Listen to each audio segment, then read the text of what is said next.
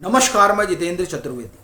बातचीत का सिलसिला आगे बढ़ाऊं उससे पहले एक किस्सा आपको सुनाता हूं और वो सुनना जरूरी बहुत है, क्योंकि ये जो राहुल गांधी आज कर रहे हैं और उनकी अगुवाई में कांग्रेस जिस अभियान में लगी हुई है, वो अभियान और राहुल गांधी का मुहिम आप तभी पूरी तरह से समझ पाएंगे जब उस किस्से को सुनेंगे। और ये किस्सा सीधे तौर पर कांग्रेस से जुड़ा हुआ है। बात उन दिनों की है जब राजीव गांधी जीवित हुआ करते थे। 89 का चुनाव वो हार गए थे, बीपी सिंह की सरकार बन गई थी, लेकिन बीपी सिंह की सरकार ज्यादा समय तक चल नहीं पाई और अल्पमत में होने की वजह से गिर गई। तो फिर मध्यावधि चुनाव हुआ। अब उस चुनाव में अपना अपना सब प्रचार कर रहे थे। राजीव गांधी उसमें कहते हैं कि देखिए, भाजपा को 8% वोट आया, तब 12 सीटें मिली, और 89 में भाजपा को 11.5% वोट आया तो 86 सीटें मिल गई। ये कैसे हो सकता है कि 8% पर आप 12 हो और महज 3% 4% बढ़ जाए तो आप 86 सीट पा जाएंगे? कुछ तो गड़बड़ी हुई है, कहीं ना कहीं कुछ गड़बड़ है, क्योंकि हिसाब तो बैठ नहीं रहा है, गणित तो बन नहीं रहा है। यानी बीजेपी 86 सीट लेकर आई, ये बात कांग्रेस को खटक गई, ये बात राजीव गांधी को खटक गई। और वो जो आप ये कहें कि सिलसिला है, वो सिलसिला बदस्तूर जारी है। अब आप उस समय देखिए, उस समय तो सब कुछ कांग्रेस का ही था, बीच में ही खाली आए थे बीपी सिंह। तो उस समय भाजपा के लिए कौन वोट चोरी कर रहा था? अगर जो राहुल गांधी आज कह रहे हैं उस शब्दावली का इस्तेमाल करें और राजीव गांधी जो आरोप लगा रहे थे उस आरोप पर रखें, तो क्या चुनाव आयोग उसी समय से कांग्रेस के खिलाफ हो गया था? यह दरअसल बड़ा हास्यास्पद लगता है इस तरह का आरोप। और यह घटना हमने आपको इसलिए बताई ताकि आप समझ सकें कि ये जो मुहिम है भाजपा के खिलाफ, ये कोई नई नहीं है। अब आते हैं कि राहुल गांधी ने क्या कहा। ये इसीलिए जानना जरूरी था कि ये मामला जो है ये 90 से ही चल रहा है भाजपा के खिलाफ। भाजपा की सीटें बढ़ रही हैं, और जब उसकी सीटें बढ़ रही हैं तो कांग्रेस इससे परेशान है, क्योंकि कांग्रेस ये जानती है कि भाजपा के बढ़ने का मतलब है कांग्रेस का रसातल में जाना। तो वैसे भी रसातल में जा ही चुकी है। अब जो कसर बची हुई है उसे इस तरह की मुहिम जो राहुल गांधी चला रहे हैं वो पूरा करने जा रही है। ये मैं क्यों कह रहा हूं और वो खुलासा क्या है, इन दोनों पर जो है बात करेंगे। और शुरुआत खुलासे से करते हैं। 10 बजे समय तय हुआ था कि प्रेस कॉन्फ्रेंस होगी, और इसकी सूचना 17 सितंबर को ही तमाम वो पत्रकार जो कांग्रेस कवर करते हैं उनके पास चली गई थी कि सुबह 10 बजे 18 सितंबर को स्पेशल जो है वो प्रेस कॉन्फ्रेंस होगी। तो उससे एक अनुमान लग गया था कि स्पेशल जो प्रेस कॉन्फ्रेंस है उसमें हाइड्रोजन बम ही फूटेगा, चूंकि ये माहौल तो कांग्रेस का तंत्र पिछले सप्ताह भर से 10 दिन से बना ही रहा था, और वो तो कह रहा था कि 17 को ही फूटेगा। लेकिन चलिए, राहुल गांधी ने प्रधानमंत्री को बख्श दिया, 17 को नहीं फोड़ा, तो 18 को सबको इंतजार था। भैया 10 बजे जो कांग्रेस दफ्तर यानी इंदिरा भवन पहुंच सकता था वो पहुंचा, और जो नहीं पहुंच सकता था उसने यूट्यूब खोल लिया कि भैया देखते हैं क्या होता है। अच्छा, लोगों की भी उत्सुकता थी कि भाई हाइड्रोजन बम है और बनारस की कॉन्स्टिट्यूएंसी का कुछ ये धमाका करेंगे। 10 बज गया, 10:05 हो गया, 10:30 बज गया, फिर पता चला कि नहीं 11:45 बजे जो है वो राहुल गांधी आएंगे।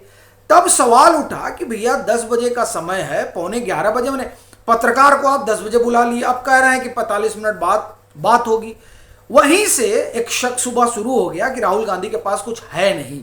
अगर कुछ होता तो वो खुद को नहीं रोक पाते और तुरंत आ जाते बताने के लिए, जो वो अपना राहुल गांधी का स्वभाव है।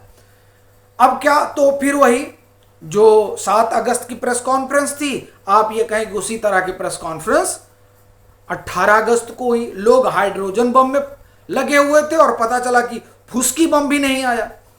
एक बात, उन्होंने फिर वही चुनाव आयोग को घेरा, कहा हमने पिछली बार आपको वोट जोड़ने की कहानी सुनाई थी, इस बार आपको वोट घटाने की कहानी बता रहे हैं। तो उन्होंने वोट घटाने की कहानी बताई कि देखिए जो कांग्रेस के वोटर हैं उनका नाम काट दिया गया। राहुल गांधी ऐसा क्यों कह रहे हैं? राहुल गांधी अपनी हार को जस्टिफाई करने के लिए ऐसा कह रहे हैं, पहली बात। दूसरी बात, उन्होंने कहा कि 10-12 सालों से यही चल रहा है।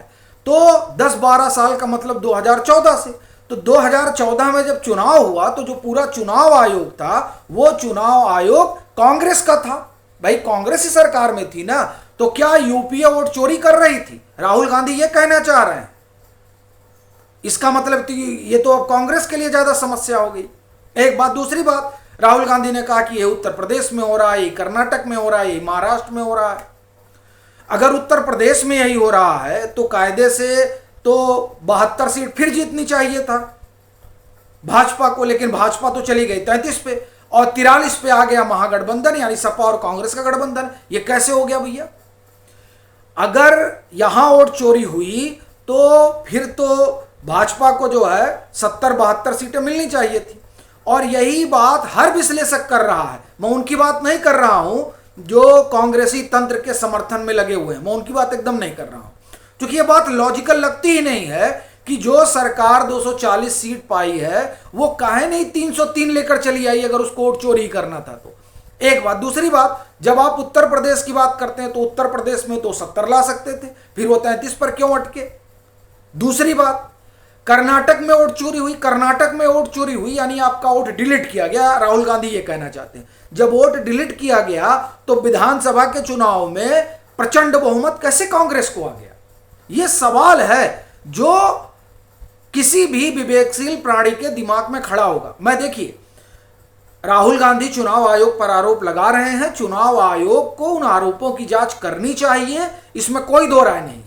लेकिन प्रश्न यह है कि आप सिर्फ चुनाव आयोग पर जांच आरोप नहीं लगा रहे हैं, आप उस प्रक्रिया को, उस मतदाता के जनादेश को भी कलंकित कर रहे हैं।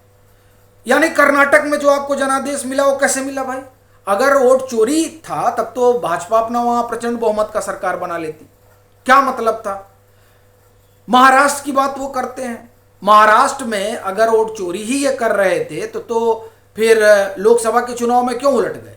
लोकसभा के चुनाव में तो इनको वहां 40 सीटें आनी चाहिए थी। हम लोग भी मानकर चल रहे थे कि वहां ठीक सीटें आएंगी बीजेपी को, लेकिन नहीं आई, ना उनके गठबंधन को कुछ मिला, वो ढाक के 3 पातिये लोग रह गए। हमारा ये कहना है, जो आप ये कहें कि ठीक है राहुल गांधी आरोप लगा रहे हैं और कई सारे लोग उससे कन्विंस भी हो रहे हैं कि नहीं नहीं ठीक बात है, तो जो राजीव गांधी, स्वर्गीय राजीव गांधी जो 90-91 में आरोप लगा रहे थे, आप देखिए उस आरोप में और जो राहुल गांधी कह रहे हैं उसमें मुझे नहीं लगता कि कोई अंतर है। तब भी भाजपा ही निशाने पर थी और आज भी भाजपा ही निशाने पर है। यानी कांग्रेस जनता में अपने घटते जनाधार को जस्टिफाई करने के लिए इस तरीके का आरोप लगा रही है, और राहुल गांधी का नेतृत्व चूंकि अस्वीकार्य है जनता को, उनके गठबंधन को, तो जनता में तो क्या ही करेंगे, जनता तो खारिज ही कर रही है। गठबंधन में और अपनी पार्टी के भीतर अपना वर्चस्व स्थापित करने के लिए इस तरह की कहानी गढ़ रहे हैं।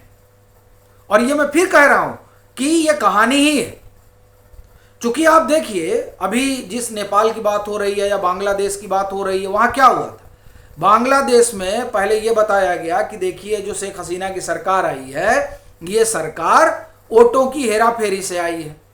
उसके बाद में कहा गया कि देखिए शेख हसीना ही वोटों की हेराफेरी से जीती है। राहुल गांधी उसी दिशा में कहा जा रहा है कि बढ़ रहे हैं, लेकिन बनारस में उनको कुछ मिल नहीं पा रहा है, इसलिए हाइड्रोजन बम नहीं आया। सब इंतजार हाइड्रोजन बम का कर रहे थे, मामला गड़बड़ हो गया। तो अपना कहना यह है कि राहुल गांधी जो आरोप लगा रहे हैं, सही मायने में चुनाव आयोग को उसकी जो दस्तावेजी प्रमाण है उसको देश दुनिया के सामने रखना चाहिए। क्योंकि जब राहुल गांधी ने प्रेस कॉन्फ्रेंस की तो अंग्रेजी में बोल रहे थे, यानी वो इंटरनेशनल मीडिया को एड्रेस कर रहे हैं कि देखिए भारत में क्या हो रहा है, और कह रहे हैं कि डेमोक्रेसी बचाना हमारा काम नहीं है। किसका काम है डेमोक्रेसी बचाना? वो ठीक भी कह रहे हैं, आपातकाल आप ही लोगों ने लगाया था, तो डेमोक्रेसी बचाना तो आपका काम नहीं है। अपना कहना यह है कि ये जो मुहिम चल रही है, ये मुहिम विशुद्ध रूप से बीजेपी और नरेंद्र मोदी के बढ़ते जनाधार और लोकप्रियता से घबराई हुई, डरी हुई एक पार्टी की प्रेस कॉन्फ्रेंस है। और ये मैं आप एक तरह से कहें कि बड़ी मजबूती के साथ कह रहा हूं। अन्यथा राहुल गांधी कोर्ट जाते। जब उनसे सवाल पूछा गया, उन्हें कहा मैं कोर्ट क्यों जाऊं, ये तो संस्थाएं तय करें। संस्थाएं क्यों तय करेंगी भाई? अगर लोकतंत्र खतरे में है हिंदुस्तान का राहुल गांधी के मुताबिक, तो राहुल गांधी नेता प्रतिपक्ष हैं, उनको कोर्ट का दरवाजा खटखटाना चाहिए। लेकिन वो जान रहे हैं कि कोर्ट जो है वो उल्टे पांव भगा देगा, भगा चुका है। महाराष्ट्र के मामले में अभी जो राहुल गांधी ने पीछे आरोप लगाया था, उस मामले में मद्रास हाई कोर्ट में पड़ी थी, वहां से भी भगा दिया गया। तो यानी कुल ये जो किस्सा है, वो किस्सा अपनी स्वीकार्यता पार्टी और गठबंधन में बनाने की एक कवायद है। वरना ईवीएम से गोल पोस्ट चेंज हो गया, ये यूं ही तो नहीं हुआ। ईवीएम पे बात बन नहीं रही थी तो मतदाता सूची पर आ गए। बाकी आपकी अपनी क्या राय है, जरूर साझा करें। मतांतर से नहीं जुड़े हैं तो जुड़ें, वीडियो को लाइक करें और खूब शेयर करें।